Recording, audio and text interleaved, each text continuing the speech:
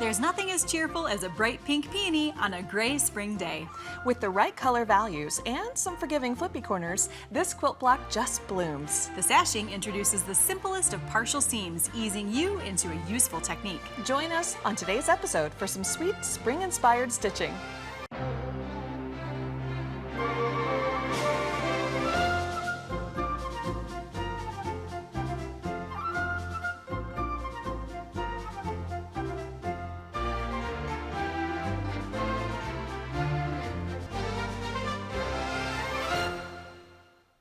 Hi, you're watching the 3700 series of Love of Quilting, and Sarah has brought a quilt today that I feel like I would just want to snuggle on the couch and watch TV with. It's just so pretty, and the fabrics look like they just would snuggle you up well. Oh, well, I'm glad you like it, Angela. Yeah, I do. I kind of feel that way about most quilts. Like, every quilt I make, I want to snuggle up in. But you're right, this one is especially that way with like this heathered material. And it's called Peony Patchwork, and it's a really fun block because it's got a little bit of movement to it. Yeah. And that kind of gives you some options to play with partial seams or to play with some other little bitty stunner blocks, right? Sure.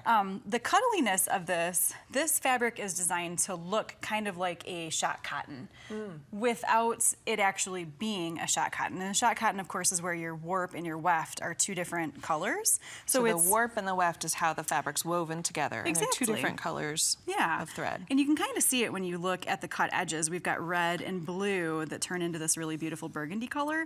But as you can see, these are a little ravelly. They are. And a little slippery. They've got a little sheen to them.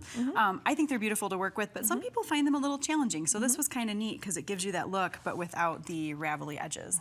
So when I was picking the colors for this, it's very simple. It's a very simple block, right? Like a very minor color palette.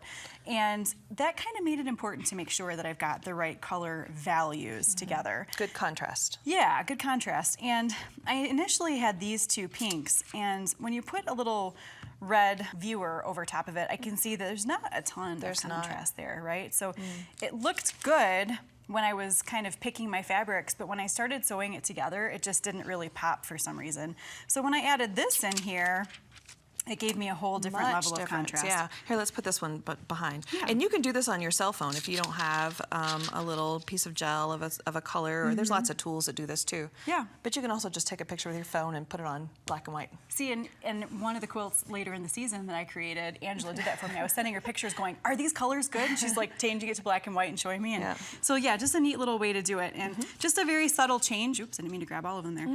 In the pink, but it makes a big difference. Big difference. So there are a couple of different blocks in here, and I was thinking of you the whole time because we're working with flippy corners, and I've got a V block, which is like totally an Angela quilt. Awesome.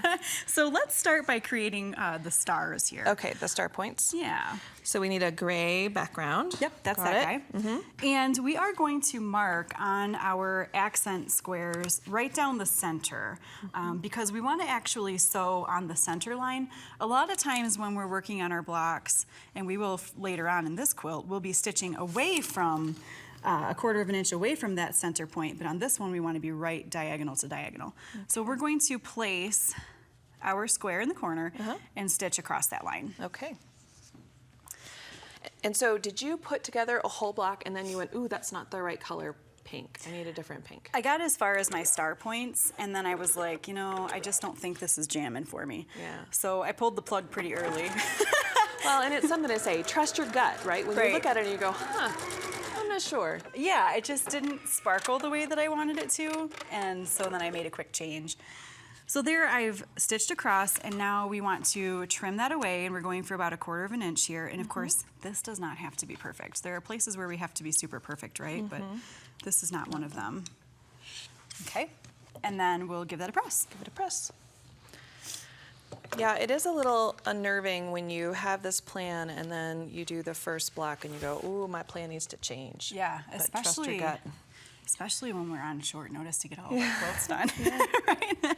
Now we're gonna place a second on and do the exact same thing. So again, I'm stitching corner to corner, and I like to start on the gray side of this corner, not kind of where the V starts or where the top corner's at, because I feel like it's more accurate back there. There's a little bit more fabric too for the feed dogs to kind of latch onto, yeah. Yeah. There we go. And so then again, I'm just gonna give it that little trim. Now, I will say I have a friend who would sew a second seam to make a little tiny itty bitty one. half square triangle, but that would be, imagine how tiny that would be. But that's the way she lives her little world. She likes that. That would make So- me a little crazy.